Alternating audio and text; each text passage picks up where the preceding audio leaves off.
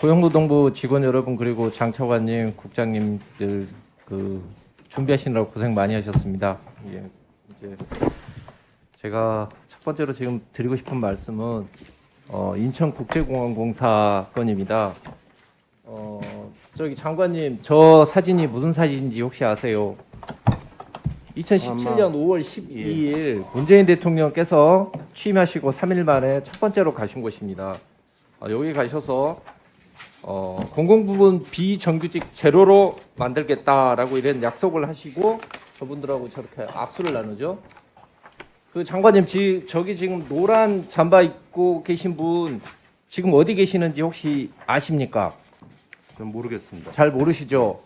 저분 지금 인천국제공항공사에서 정규직에 대해서 근무를 하고 계시는 게 아니고 국토부 앞에 가서 지금 시위를 하고 있습니다. 장관님, 오늘 인천국제공항공사 협력사 직원들 해직된 분들이 국회 앞에서 지금 시위를 하고 있는데 그분들하고 똑같습니다. 자, 장관님, 저분이 맺은 근로계약서입니다. 기간에 정함이 없는 계약서입니다. 이분의 계약서가. 근데 이분이 대해서 이런 내용 증명 하나 받고 저분이 해고가 됐습니다. 그분이 직접 받은 내용 증명서입니다. 물론 이래서 그 노조에서도 바로 구제해달라고 구제 신청을 합니다. 고용노동부에. 자, 고용노동부가 거기에 대해서 어떤 반응을 보이시냐면요. 이거 법률적 판단은 질의 내용만 가지고 모르겠다. 노동위원회 구제 신청이나 법원 소송을 통해서 판단돼야 된다. 난 모른다. 라고 하십니다. 장관님, 앞으로 구제 신청 나오고 이러면 다 이렇게 소송 결과 나오기 전까지는 고용노동부는 답을 안 하시는 걸로 그렇게 알아듣겠습니다.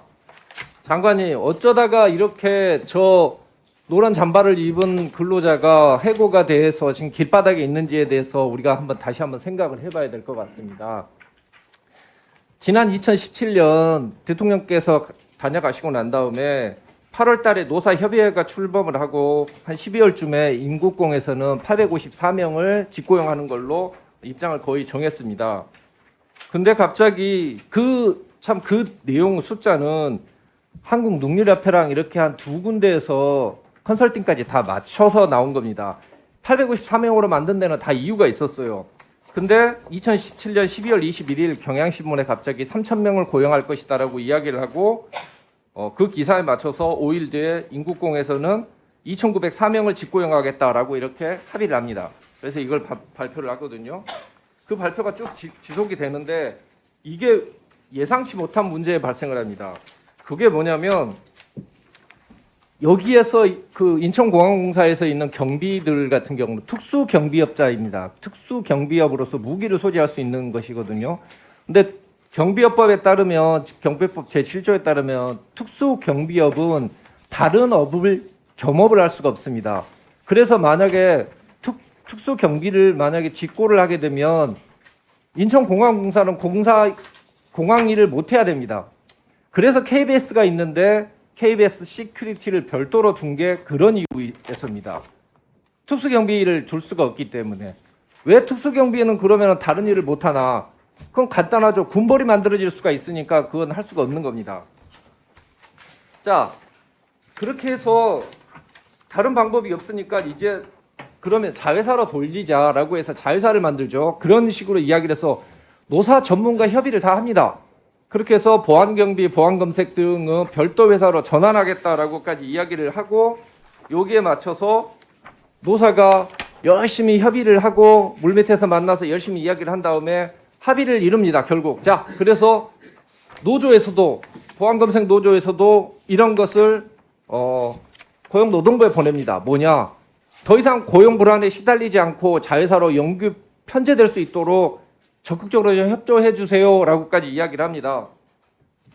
근데 여기에서 다시 또 청와대가 개입을 하면서 문제가 또 생기고 사달이 발생을 합니다. 청와대의 목적은 뭐냐면 어떻게든지 인국공에 직고용을 하고 싶은 거예요. 그래서 인국공 공사법을 한번 바꿔봐 달라라고 이야기를 하죠. 근데 모든 부처에서 그건 안 된다라고 이야기를 합니다. 그러면 그만두고 지금 합의 다 됐으니까 그대로 가면 되는데 청와대가 또 나서서 정말 최악수라고 할 수 있는 청원경찰로 직고형하라고 오더가 떨어지죠. 이게 떨어져가지고 결국은 그 전에 계속 청원경찰 안 된다라고 이렇게 다 법률 검토까지 받았는데 느닷없이 또 뒤집어져요. 왜 청원경찰이 최악수냐? 이건 역사를 거꾸로 가는 거예요.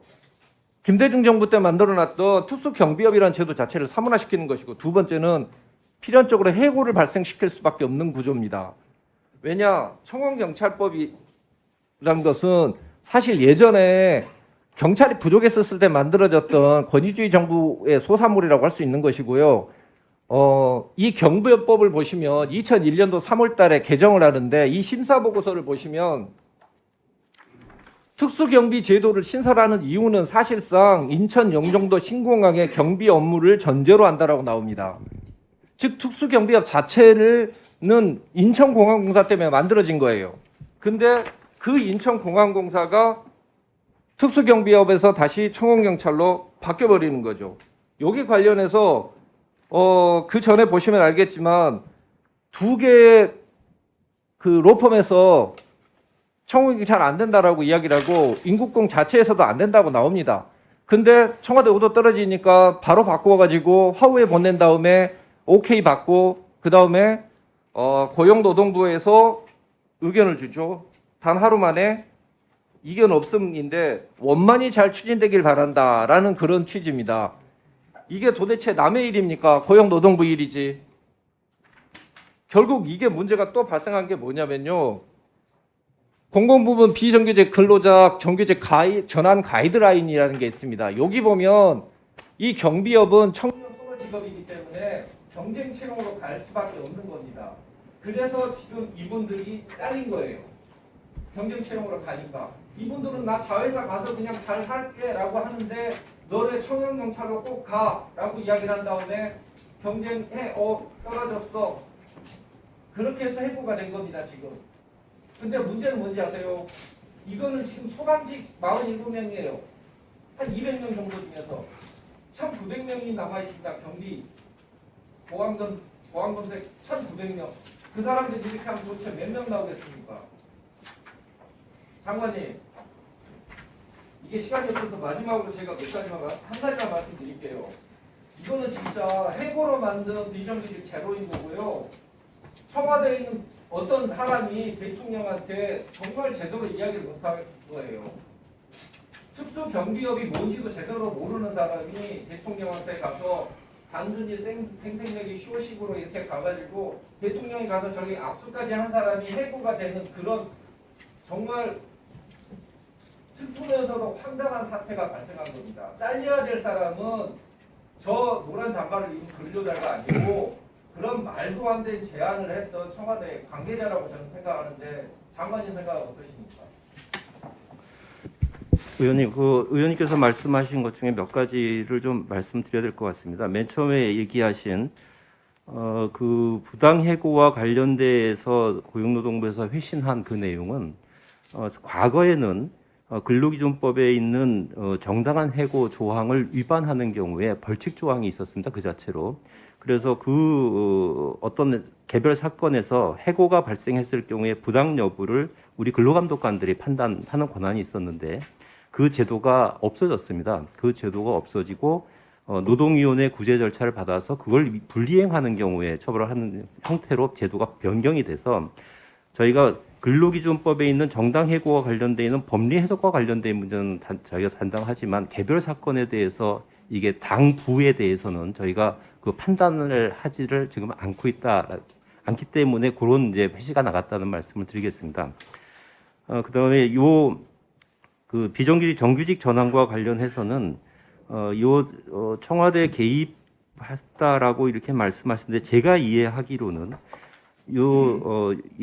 인천국제공항의 경우에 이 법률 문제가 있기 때문에 아마 노사전 합의서 자체에도 보면 법률 문제가 해소될 때까지 아마 이렇게 표현이 되어 있어서 그런 법적 문제가 있기 때문에 법법 문제를 논의하는 차원에서 아마 청와대에서 회의를 그때 개최한 것을 저는 이해하고 있습니다.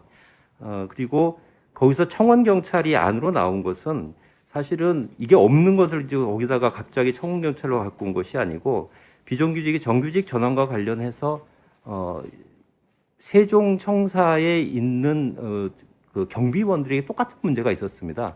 그때 해법으로 이미 청원경찰로 해서 세종경찰의 신분을 변경하면서 고용을 안정시킨 바가 있었기 때문에 그 방안이 그때 관계부처 논의를 하면서 아마 논의가 돼서 이 청원경찰로 하는 게 어떠냐라는 그런 논의가 있었던 것으로 저는 이해하고 있습니다.